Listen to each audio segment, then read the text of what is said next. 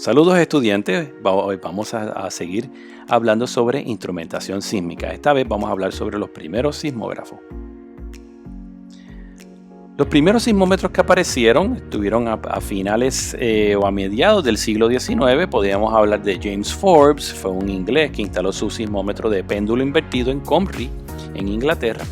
Y los resultados de este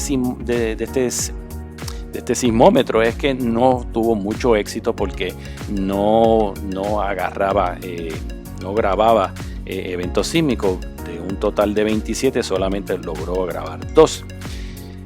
¿Qué sucedió luego? Apareció Luigi Palmieri en Italia con un sismoscopio eléctrico que era muy sensitivo.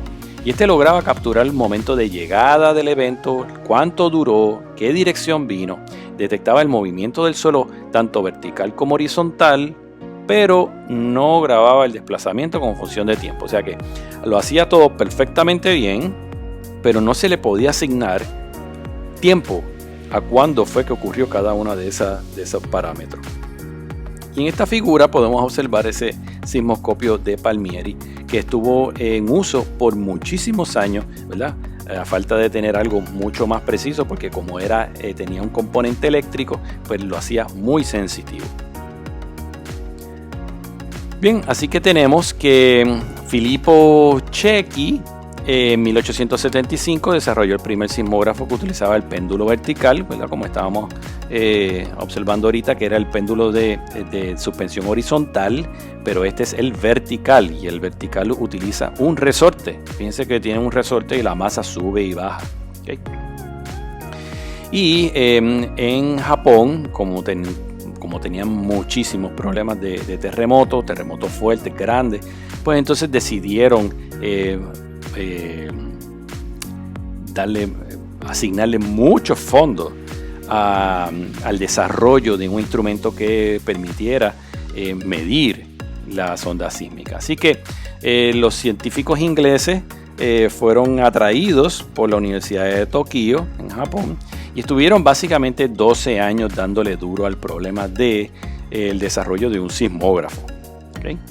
Que fuese capaz de detectar terremotos grandes en cualquier parte del mundo. Y aquí tenemos ¿verdad? Hay varios sismólogos claves en el desarrollo de la instrumentación, pero vamos aquí en esta clase a destacar la contribución de Girard, que para 1851 inventó el péndulo horizontal, de James Ewing para 1880 tomó esas ideas de Girard para crear el primer sismógrafo, y hasta el momento no había un componente vertical como vemos aquí en la figura de la mano derecha, y Thomas Gray, que desarrolló un instrumento para medir el componente vertical. ¿Okay? Así que poco a poco se fue desarrollando las diferentes, o sea, se fueron poniendo las piezas en su lugar para poder llegar a desarrollar esta instrumentación. Básicamente tenemos una masa, y la masa tiene un gran peso, y la idea es que cuando pase la onda sísmica, pues esa masa se mantenga estática en su sitio por inercia. O sea que inercia es la resistencia del movimiento al cambio, por lo tanto cuando venga la onda sísmica la masa se debe quedar en su sitio hasta que regrese la onda sísmica a otro lado y poder grabar, ¿verdad? Ese desplazamiento. Bien, así que vamos a ver cuáles fueron esos nuevos diseños. Pues John Mills en 1892 utilizó modificaciones y ajustes al diseño originales de la Universidad de Tokio y permitió que el sismógrafo entonces fuese más sensitivo que el sismoscopio de Palmieri. Así que si se están dando cuenta, el sismoscopio de Palmieri se utilizó por muchísimos años hasta que de momento apareció algo mucho mejor, ¿verdad? En este caso pues el sismógrafo de John Milne.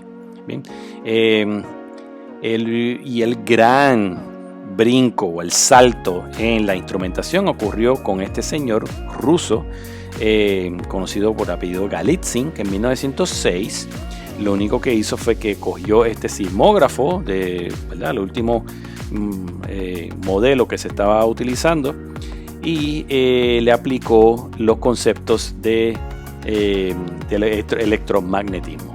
Bien, así que aplicó estos conceptos de electricidad y magnetismo al diseño básico y logró incrementar increíblemente la magnificación y la amplificación de la señal. Y esto fue fantástico porque así ahora podíamos detectar eventos más lejos, más lejanos. Y esto hacía que fuese mucho más sensitivo. Y se podía utilizar, ¿verdad?, para poder determinar su ubicación. ¿Cómo funciona ¿verdad?, grandes rasgos, cómo funciona el sismógrafo electromagnético? Y básicamente tenemos una masa, ¿verdad? Como siempre tenemos el mismo concepto. Ahora la masa le vamos a poner algún tipo de dispositivo, ¿verdad?, para que genere una corriente eléctrica en presencia de un campo magnético. Así que nosotros tenemos un campo magnético, tenemos un alambre. La masa, cuando se mueva dentro de este campo magnético, va a inducir una corriente, y esa corriente se va a convertir en la señal, ¿verdad? Esa corriente cambia en corriente, es la señal, y básicamente ese movimiento mecánico se convierte en una señal que nosotros entonces podemos modificarla, y esa señal eventualmente podríamos convertirla nuevamente a una entidad mecánica, cosa de que nosotros podamos mover una aguja y escribir en un papel. Así que todo este sistema es simplemente obtener el sismógrafo que se tenía antes y aplicarle los conceptos de electromagnetismo para sacarle provecho al asunto de la amplificación. ¿Bien? Así que estamos viendo aquí a grandes rasgos el sismógrafo de Galitzin. Tenemos una masa, ¿verdad? Y la masa está sujetada a ambos lados de un material que tiene un alambre enrollado. Tenemos unos magnetos, y cuando nosotros movemos este alambre dentro de ese campo magnético, pues entonces se va a generar una corriente, ¿verdad? Los electrones van a fluir en esa dirección y van a llegar a un amplificador.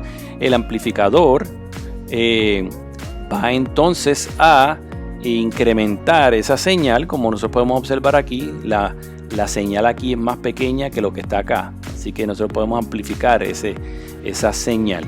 Aquí está la clave del cronómetro, así que tenemos un reloj todo el tiempo corriendo, y el reloj va a ir marcando el tiempo con esta señal cuadrada, ¿verdad? Esto se le llama un sombrero.